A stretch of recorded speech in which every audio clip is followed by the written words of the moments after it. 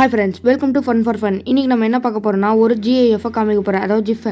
அந்த ஜிஃபில் சவுண்டே இருக்காது, ஆனால் நீங்கள் அதை கேட்டு பார்க்கும்போது சவுண்டு இருக்க மாதிரி இருக்கும். அது எப்படின்னு என்கிட்ட கேட்காதீங்க, அது நானே தான் அப்படின்னா அது ஒரு வைப்ரேஷன் கொடுக்குற மாதிரி இருக்கும், ஒரு சவுண்ட் கொடுக்குற மாதிரி இருக்கும். அந்த ஜிஃபை இப்போ நான் ப்ளே பண்ணுறேன் இன் 3, 2, 1.